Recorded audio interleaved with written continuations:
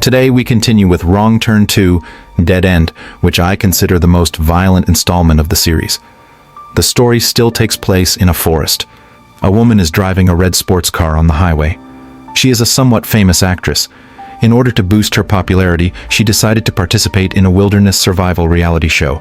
While driving, she comes across a fork in the road and calls her agent to ask for directions. The agent tells her there's a sign for a paper mill by the roadside and advises her not to take the wrong path. Under the agent's urging, Kimberly makes her choice without hesitation. After driving a while, her phone loses signal. Just as she checks her phone, someone crashes into her car. Kimberly is so scared that she freezes. She quickly gets out to check the situation. The person lying on the ground is severely injured, with broken bones all over, and blood keeps pouring out of his mouth. Kimberly, afraid he might choke on his own blood, forces herself to help him clear his throat. Just as she's panicking, the person suddenly gets up and kisses Kimberly, biting off her lips. Kimberly tries to run away, but someone else appears behind her holding an axe, blocking her path.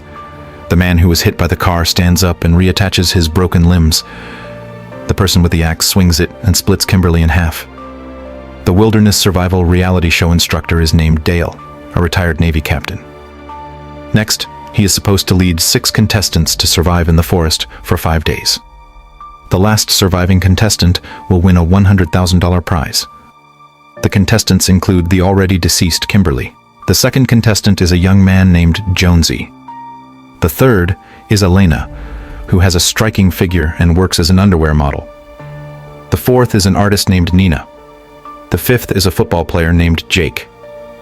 The last is a military veteran named Amber, who served in Iraq and has extensive combat skills. After introducing everyone, they are ready to begin, but Kimberly is still missing. Due to Kimberly's mysterious absence, the show's producer, Mara, reluctantly steps in to replace her and joins the other contestants in the program.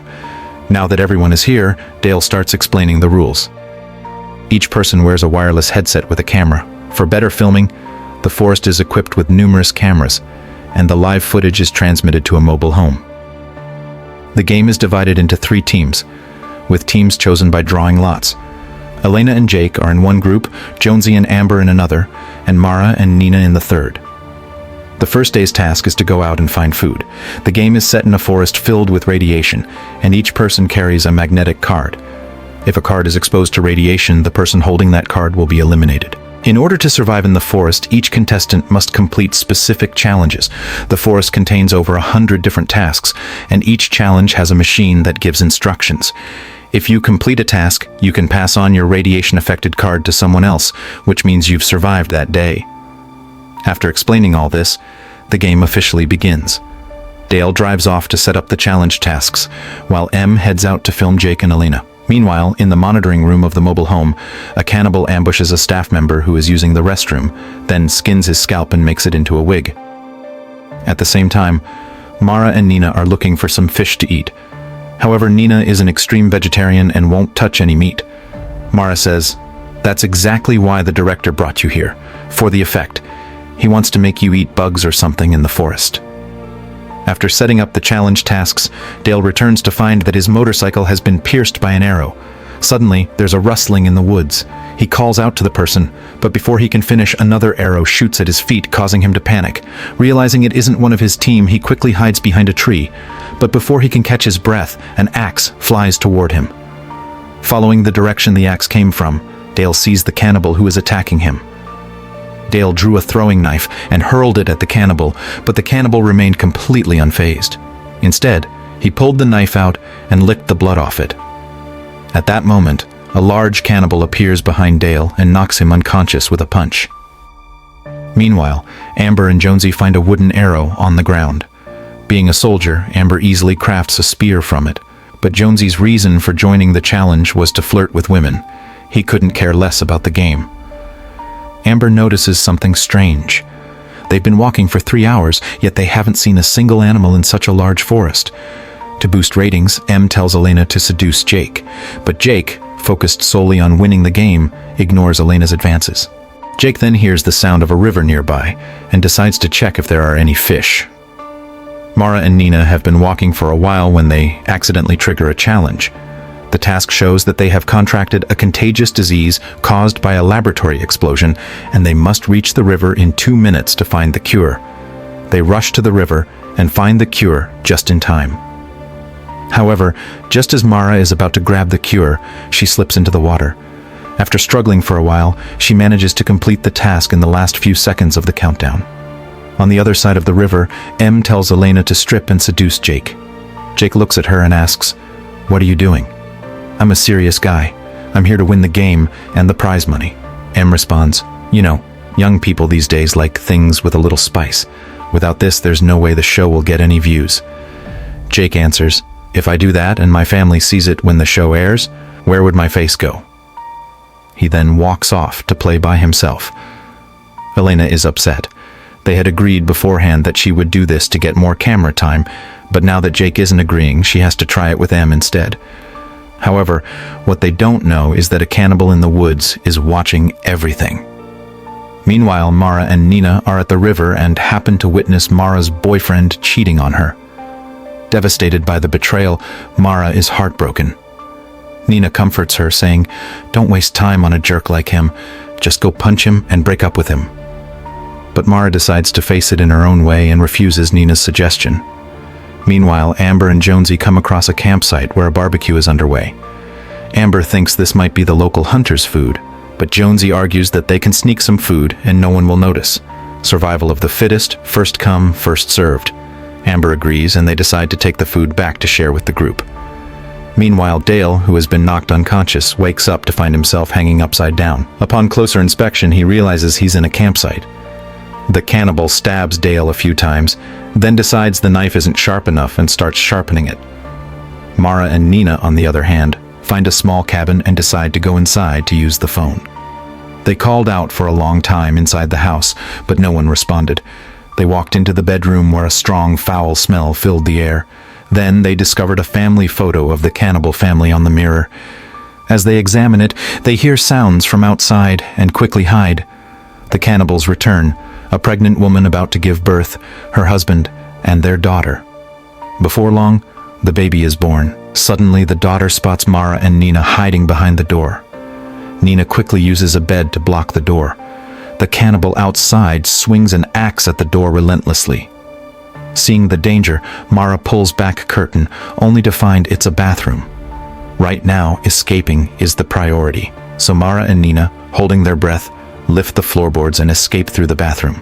After dealing with Mara, the cannibal chases Nina. Nina hides behind a rock. Just when she's about to be found, the female cannibal arrives in a car and interrupts the male cannibal. Unable to find them, the cannibal decides to leave.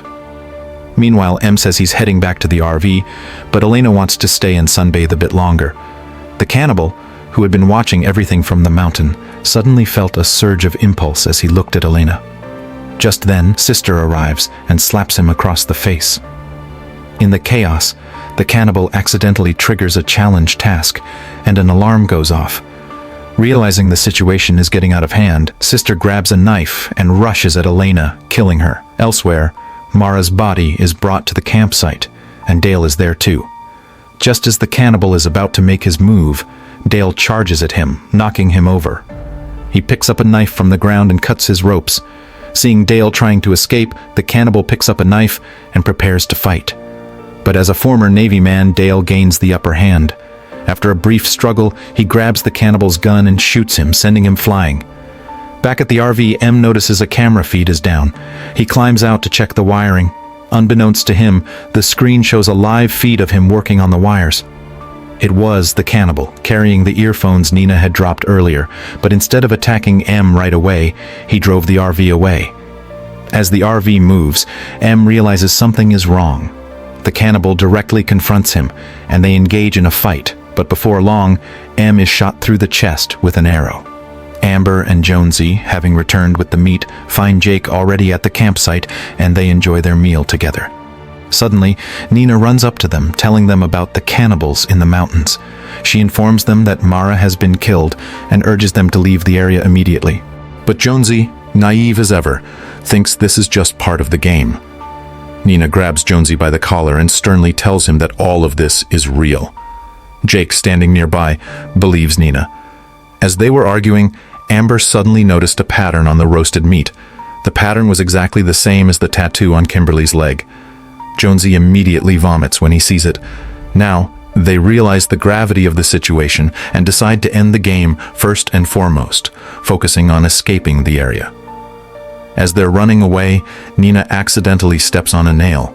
Jake stayed behind to help her treat the wound, while the others went ahead to the RV to wait. Fortunately, Jake is a considerate guy and knows how to do basic first aid. This leads Nina to develop feelings for him, and she decides that after they get out of here, she wants to start a relationship with Jake. When they arrive at the location of the RV, they find that it's gone. At this point, Nina remembers there's an abandoned paper mill nearby and suggests they go there to try to find a phone. As they're leaving, Jonesy notices a trap with clothes and other items hanging from it. Now, they understand why there haven't been any animals in the forest. They've been eaten by the cannibals. With the animals gone, humans naturally become their next food source. They decide to take a small path to the paper mill. Meanwhile, Dale discovers an old man in the forest. Dale quickly tended to his wounds inside the house. Dale is curious about the explosives in the old man's house and asks why they're there. The old man replies that they are just for fishing. Dale then asks about the cannibals in the forest, and the old man explains that they're actually just like us. Their strength and resilience are the result of chemical leaks from the nearby paper mill. The surrounding residents all moved away except for one family who stayed. They drank the contaminated water, which caused their children to be born with severe deformities.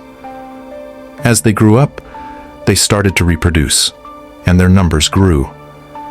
Dale asks the old man why he didn't leave. The old man answers that he couldn't leave because he wants to stay with his children. At that moment, he attacks Dale. But Dale, being younger and stronger, easily overpowers the old man.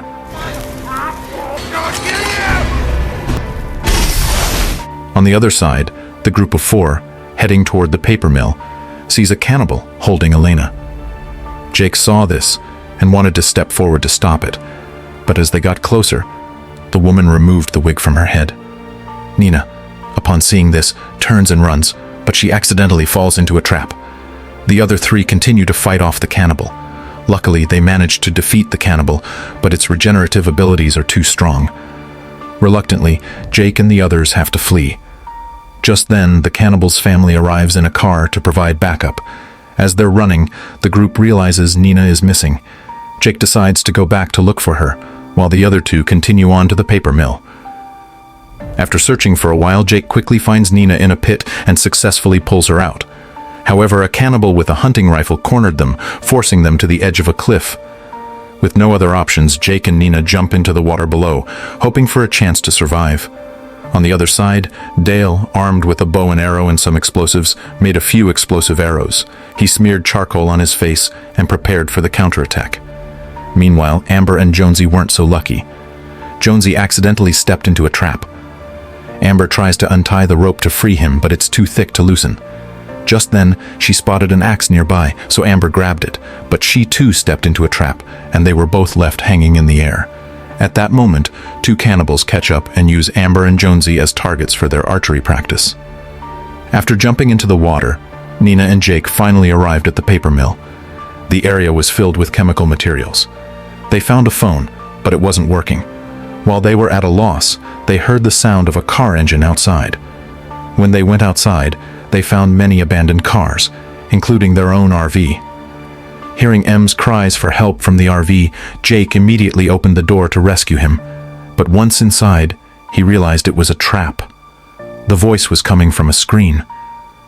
Meanwhile, Nina outside was taken away by the cannibal. Inside the RV, Jake watches in horror as the video shows M being brutally stabbed to death. He tried to scream for help, but the cannibal suddenly appeared behind him. With a punch, the cannibal knocked Jake unconscious, tied him up with ropes, and then took them to the cannibal's home. The cannibal family consisted of 4 members. The mother was cooking M for dinner. At the dinner table, they tied Nina to a chair and made her watch them eat. Meanwhile, Dale had sneaked into the house from below, but he forgets about the magnetic card on him, which triggers an alarm as he passes by. The sound caught the cannibals' attention, and they hurried out to search. Dale hid in the shadows and fired an explosive at them. Hearing the explosion, the cannibal mother went outside to investigate. Taking advantage of the situation, Dale entered the house and rescued Nina and Jake, telling them the exit route. Suddenly, an arrow shot through Dale. It was the cannibal father returning. Under the torment of the mother and father, Dale eventually fell. The cannibals then pursued Nina and Jake. Nina managed to escape, but Jake wasn't as lucky. He went the wrong way and ended up in the kitchen, where there was a meat grinder. The cannibals were preparing to turn him into meat filling. Hearing Jake's cries for help, Nina decided to go back and save him, as they had developed feelings for each other. Just as Jake was about to be thrown into the meat grinder, Nina jumped onto the cannibal's back, biting a chunk of skin off his neck. Jake struck the cannibal from behind and pushed him into the meat grinder. The cannibal mother arrived and knocked Jake down, rescuing the cannibal father. As she was about to finish off Jake, Nina pressed the machine's switch and a wooden beam slammed the cannibal couple into the meat grinder. Finally, Jake and Nina made their way to the garage and drove away in Kimberly's red sports car, successfully escaping the forest. But was the story really over? At the same time, Three Finger had survived. He was using a bottle to collect dirty water, feeding it to the cannibal mother's newborn baby. But the baby wouldn't eat, so Three Finger took out a finger and fed it to the baby. And with that, the story came to an end. Thank you for watching.